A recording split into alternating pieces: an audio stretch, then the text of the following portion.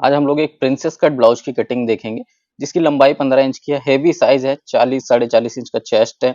ये complete measurement आपके सामने है, आर्म होल 18 इंच का है, ठीक है। अभी यहाँ पर हम इसकी डायरेक्ट कपड़े पर कटिंग देखने वाले हैं। सबसे पहले एक सीधा निशान और पहले पीछे पल्ले का ड्राइंग देखते हैं। तो यहाँ पर लंबाई 1 इंच मार्जिन के साथ आपको लेनी है। हमेशा किसी भी ब्लाउज में जब हम पीछे पल्ले की ड्राफ्टिंग करते हैं 1 इंच मार्जिन के साथ लिया जाता है, कॉमन है, ठीक है। उसके बाद यहाँ पर शोल्डर कितना है, 15 इंच का है, पीछे का गला 11 इंच डीप है, तो ये 7.5 उसका हाफ सबसे पहले कर लेना है। उसके बाद 11 इंच डीप है, तो यहाँ पर हम अप्रोक्स 2 इंच या पौने 2 इंच के आसपास माइनस कर लेंगे शोल्डर को, ठीक है। ये जितना ऊपर निशान लगाया उतना ही नीचे लगा करके दोनों को बराबर एक लाइन में मिला लेना है स्केल से। और उसके बाद चूंकि ये डीप गला है तो आप जानते हैं कि हम अपने पैटर्न्स में जो है गले की तरफ शोल्डर को हल्का सा डाउन करते हैं, डीप गलों में ओनली, और आर्म होल को भी हम हल्का सा अंदर की तरफ डाउन लेके आते हैं। तो यहाँ पर सबसे पहले हम नापेंगे चेस्ट।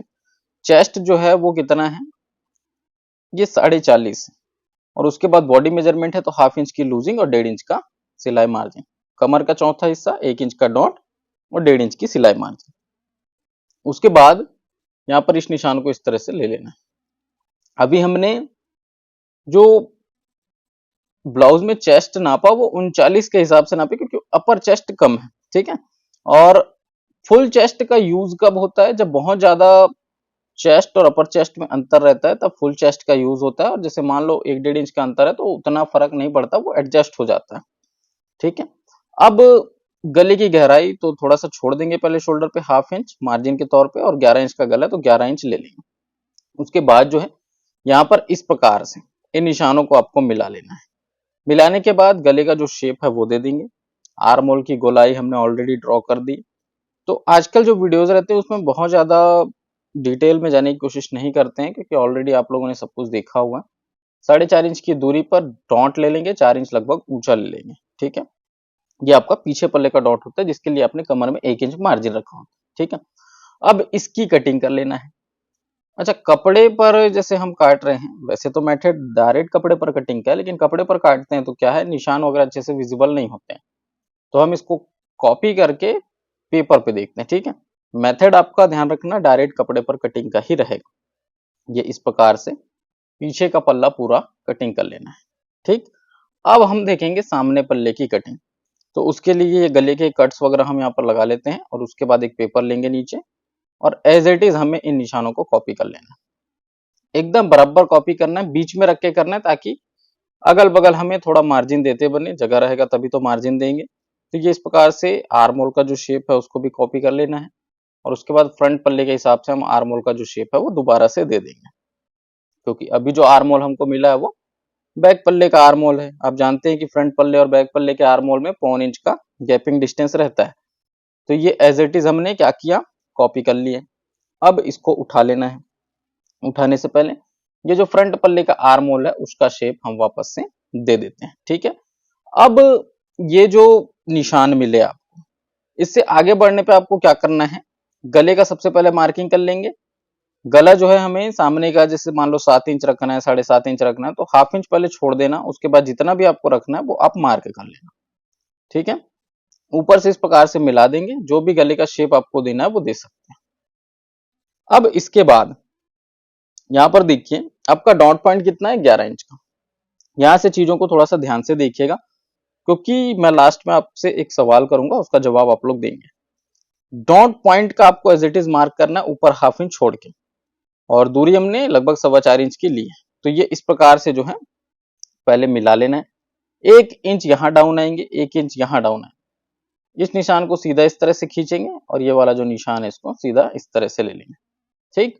अब यहां से हम पफ लेंगे कितना, 3.5 इंच का। डाउन वाले निशान से 3.5 इंच लिया है, ये बात ध्यान रखना। डाउन वाले निशान से 3.5 इंच का पफ लिए हैं और डॉट पॉइंट से 1 इंच ऊपर एक मार्क करके आर्म होल की तरफ सीधा प्रिंसेस का शेप दे दिए। और ये वाली जो आपकी लाइन है इसको इस प्रकार से आपको ये प्रिंसेस कट का शेप देना है। यहाँ पर नाप के देख लेंगे कितना आ रहा है, ये पॉइंट 6.25 आ रहा है, तो यहाँ पर भी ये 6.25 पर मार्क कर लेंगे। इससे होता क्या है, दोनों पल्लों को जब आप जोड़ेंगे तो छोटा बड़ा नहीं होगा। इधर वाले निशान को इस प्रकार से मिला लेना, इधर हुकाई पट्टी का हल्का सा मार्जिन छोड़ देंगे, हुकाई पट्टी केवल फिट करने के लिए, क्योंकि पट्टी तो हम अलग से लगाते ही हैं, फिट करने के लिए बस मार्जिन छोड़े हैं। यहाँ पर कैलकुलेट करके देखना, ये हल्का सा मार्जिन, क्योंकि सिलाई का मार्जिन यहाँ पे लगेगा, ठीक है। सिलाई मार्जिन छोड़ के ये 3.25 आया था, तो 3.25 नापने के बाद यहाँ पर देखो कमर का चौथा हिस्सा लेना, जितना आपका कमर है, जैसे 34 है तो उसका चौथा हिस्सा 8.5 लेके 1.5 इंच का सिलाई मार्जिन दे देना। बस एकदम सिंपल सा प्रोसेस रहता है। जितना आपने पफ लगाया, जैसे 3.5 इंच का पफ लगाया तो 3.5 इंच जगह आपको मिल जाएगा। ये यहाँ पर का मार्जिन है, ये देखिए। तो ये मार्जिन कहाँ देते हैं, 1.25 इंच का ऊपर की तरफ देते हैं, ठीक, ये इस प्रकार से। और उसके बाद इस निशान को इस तरह से मिला लेना है। तो ये कंप्लीट आपकी ड्राफ्टिंग हो जाती है किसकी, सामने पल्ले की। बहुत ज्यादा कुछ होता नहीं है प्रिंसेस कट में, बहुत सिंपल सा प्रोसेस है, बहुत सरल प्रोसेस है। ये इस प्रकार से आपको फ्रंट पल्ले की कटिंग कर लेना है। अगर आप लोग 100% फिटिंग गारंटी के साथ रेडी पेपर कटिंग्स मंगाना चाहते हैं दिलीप टेलर्स एंड बुटीक से, डिस्प्ले पे हमारा व्हाट्सएप नंबर चल रहा है। रेडी पेपर कटिंग्स मंगाओ, आसानी से कटिंग करो, डायरेक्ट कपड़े पर रख के और सिलाई करो, 100% फिटिंग आएगा। मान लो कहीं पर आपको कुछ डाउट होता है, कुछ पूछना रहता है, तो उसमें कॉलिंग फैसिलिटी वगैरह भी आपको मिल जाती है। तो अगर आप लोग पेपर कटिंग्स मंगाना चाहते हैं, दिवाली में भी शानदार ऑफर चल रहा है, तो आप लोग उसका लाभ ले सकते हैं और पेपर कटिंग 100% फिटिंग गारंटी के साथ मंगा सकते हैं। अभी देखना, ये पूरा काट लिया हमने, उसके बाद ये वाला जो निशान है, इस पे अभी आपकी कटिंग होगी किसमें, सेंटर लाइन। वो तो खाली हमने मार्जिन के लिए दर्शाया था। तो ये इस तरह से डाउन वाले निशान से शुरू करके काट लेना, ठीक। जिस सेंटर पॉइंट का कट डॉट पॉइंट का दोनों में लगा लेना, और उसके बाद ये यहाँ से इस तरह से कट जाएगा। तो ये बीच का जो पेपर गायब हुआ, यही क्या करता है, पफ क्रिएट करता है। अच्छा, ये चीज आप डायरेक्ट कपड़े पर भी काट सकते हो, जैसा मैंने कहा डायरेक्ट कपड़े पर कटिंग का मेथड है। ये ऊपर को ना हल्का से इतना निकाल देना कटोरी बस का, इससे होगा क्या, ये ऊपर से भी हल्का सा पफ क्रिएट करेगा, तो फिटिंग और अच्छी आएगी, और आर्म होल पे जो झोल वगैरह आते हैं ना, वो भी नहीं आएगा, ठीक है। ये देखिए, अब ये हो गया आपका फ्रंट पल्ला रेडी। ये 1.5 इंच का मार्जिन है, यहाँ पर भी देख लेना, और इस तरह से स्केल से इस निशान को आगे बढ़ा लेना, ठीक। तो आपकी कटोरी भी रेडी है, क्रॉस पट्टी भी बिल्कुल रेडी है। आई होप आप लोग को यहाँ तक समझ में आया होगा, यहाँ तक कोई डाउट होना नहीं चाहिए। अभी क्या करेंगे, ये फ्रंट पल्ला कैसे तैयार करना है उसको देख लेते हैं।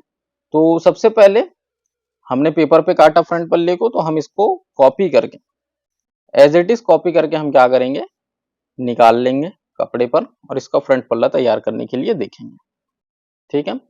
और रही बात प्रिंसेस कट ब्लाउज की पूरी सिलाई की, तो वो वीडियोस आप लोग को मिल जाएंगी। आप सर्च करना प्रिंसेस कट ब्लाउज सिलाई दिलीप टेलर्स, तो आपको वीडियो मिल जाएगी एडवांस तरीके से किस प्रकार से आप प्रिंसेस कट ब्लाउज की सिलाई कर सकते हैं, जिसमें फिटिंग ओवरऑल बहुत अच्छी आई, स्टिचिंग टिप्स के साथ सब कुछ आपको देखने को मिल जाएगा। कुछ भी टॉपिक सर्च करो, लास्ट में दिलीप टेलर्स लिखा करो, आपको हमारी वीडियो मिल जाया करेगी।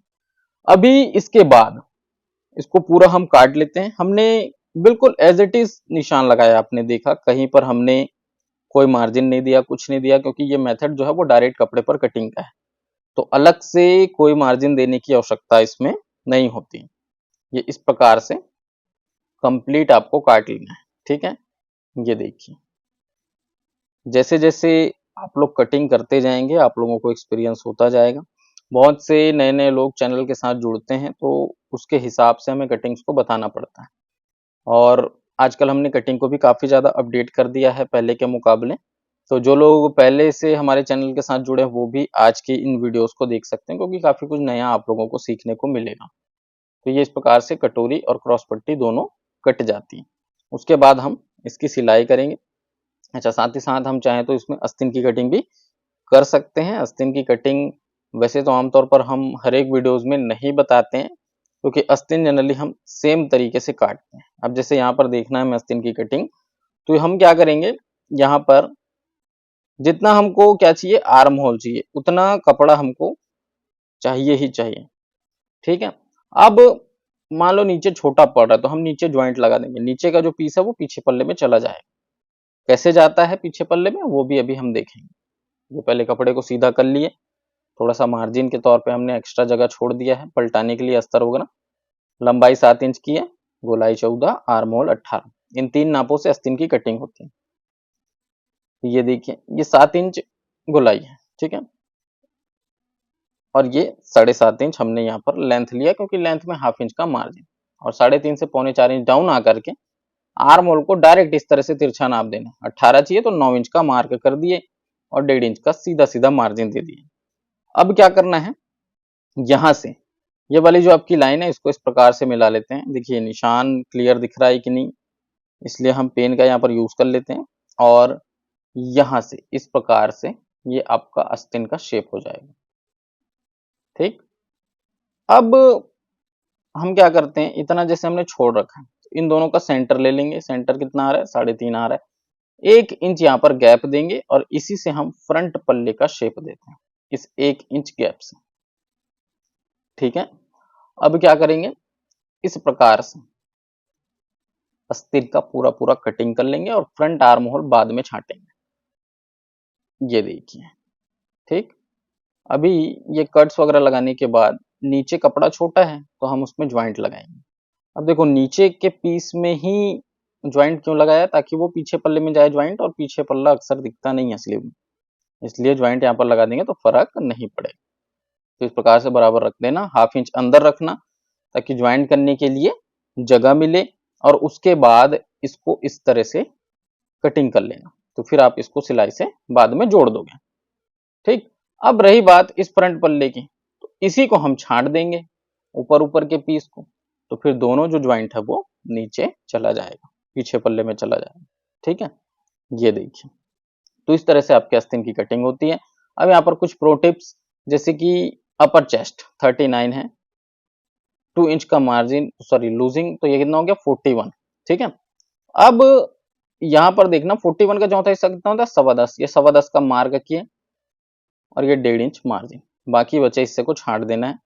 इससे आपके शोल्डर पे कोई प्रॉब्लम नहीं आएगी, शोल्डर गिरने की। आर्म होल पे जो झोल वगैरह आते हैं, ये इतना एक्स्ट्रा कपड़ा होता है वो निकल जाएगा, तो झोल भी नहीं आएगा। अपर चेस्ट को इस तरह से आप जितना आपके गले की गहराई है वहां से तिरछा नापें, तो इससे आपको बेहतर रिजल्ट्स मिलेंगे। हम कंटिन्यूसली इस चीज को कर रहे हैं और लगातार इन वीडियोस में मैं आप लोगों को बता रहा हूँ कि इस प्रकार से करो तो आपको रिजल्ट उसका बेहतर मिलेगा। जो मेन फैब्रिक है उस पर ये पूरी कटिंग कर लेनी है और उसके बाद थोड़ा सा स्टिचिंग का जो पार्ट है वो भी हम यहाँ पर देखने वाले हैं। तो ये कटोरी जो है इसमें अस्तर को हम प्रॉपर चिपका लेते हैं। ये प्रिंसेस की कटोरी है, दोनों पीसों में अस्तर को बराबर चिपका लेना। ध्यान रखना है कपड़े में अगर उल्टा सीधा है और नहीं भी है तो भी आप अपने तरफ से उल्टा सीधा का मार्क अच्छे से कर लें। और अभी हमने कपड़े को देखो यहाँ पर क्रॉस पट्टी के लिए कटिंग नहीं किया है, केवल अस्तर के सहारे हम इसको चिपका रहे हैं, बाद में छांट देंगे, उससे कोई प्रॉब्लम नहीं होने वाली है। ठीक है, ये इस तरह से कंप्लीट आपको इसको चिपका लेना है और फ्रेश कटिंग कर लेना है छांट छुटा के।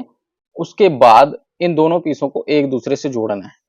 तो ज्वाइंट कैसे होता है, चाहे आप ऊपर से ज्वाइंट करें नीचे से ज्वाइंट करें, कटिंग अगर आपका परफेक्ट है तो आप किधर से भी जोड़ोगे बड़ा छोटा नहीं होगा। कभी कभी कुछ कुछ कपड़ों में खिंचावा जाता है जिसकी वजह से बड़ा छोटा हो जाता है। तो थोड़ा बहुत जैसे मान लो क्रॉस पट्टी बड़ी हो गई या कटोरी बड़ी हो गई तो छांट के निकाल सकते हैं, घबराने की आवश्यकता नहीं है, क्योंकि वो कपड़ा स्ट्रेच होता है इसकी वजह से बड़ा छोटा होता है। आपके कटिंग में कोई कमी नहीं है। ये इस प्रकार से देखिए हमने इसको ज्वाइंट कर दिया। सेम एज इट इज आपको दूसरे साइड के पीस को भी ऐसे ही जोड़ना है। ठीक है, इसको चलो नीचे से जोड़ने के लिए देख लेते हैं। तो ये इस तरह से डॉट पॉइंट आपका बराबर मैच करना चाहिए, कटोरी का भी क्रॉस पट्टी का भी, जो आपने डॉट पॉइंट का कट लगा रखा है। उसके बाद कहीं अगर छोटा बड़ा हो रहा है किसी कपड़े में खिंचाव की वजह से तो उसको छांट के निकाल सकते हैं, कोई प्रॉब्लम नहीं है। ये देखिए, ये दोनों जो पीस हैं आपको इस प्रकार से रेडी करना है। फ्रंट हुक का ये ब्लाउज बनेगा। तो जैसे हुकाई पट्टी वगैरह आप लगाएंगे तो वो कैसे लगेगा, यहाँ पर आई की पट्टी हमने अस्तर और कपड़े दोनों से तैयार करके रखी है, इसको फिट कर लेते हैं। 2.25 से 2.5 इंच चौड़ा कपड़ा यहाँ पर हम कटिंग करते हैं और उसके बाद क्या करते हैं, इसको फिट करने के बाद इसको डबल फोल्ड करके इस तरह से सीधी तरफ से सिलाई लगाते हैं। अब सीधी तरफ से सिलाई लगाने का रीजन ये है कि हमको फिनिशिंग वाली सिलाई मिले। ठीक, क्योंकि यहाँ पर आपको फिनिशिंग देना बहुत जरूरी है। यहाँ पर आप ये दोनों सिलाइयों के बीच में आई लगाते हैं और ये लास्ट कॉर्नर वाली एक और सिलाई लगा के छोड़ देना है। अब इसमें नीचे कमर पट्टी वगैरह लगना है तो कुछ करने की जरूरत नहीं है, नीचे कमर पट्टी अलग से हम उसमें फिट कर देंगे। अब ये हुक की पट्टी, ठीक है, इसको सिर्फ अस्तर का लगा रहे हैं, तो सिर्फ अस्तर का इस प्रकार से आप इसको यूज करके लगा सकते हैं। ये देखिए, पलटा लेना है, पलटाने के बाद एक सिलाई इसमें और लगा देंगे, या फिर आप चाहें तो कमर पट्टी लगाने के बाद वो पलटाने वाली सिलाई लगा सकते हैं। तो इस प्रकार से हुक की पट्टी, आई की पट्टी आपकी लग जाएगी। मुझे उम्मीद है वीडियो आपको पसंद आया होगा। और जो सवाल के बारे में मैंने कहा कि हमने डॉट पॉइंट में जब पफ क्रिएट किया नीचे, तो डाउन वाले निशान से कितने इंच की दूरी पर पफ के लिए निशान लिया था, वो अगर आप जवाब देंगे मैं समझ जाऊंगा कि आपने वीडियो पूरा अंत तक देखा होगा। मुझे उम्मीद है आप लोग को वीडियो पसंद आया होगा। वीडियो पसंद आया तो उसको लाइक करें, शेयर करें। मिलते हैं किसी अन्य वीडियो में, तब तक के लिए जय हिंद, वंदे मातरम।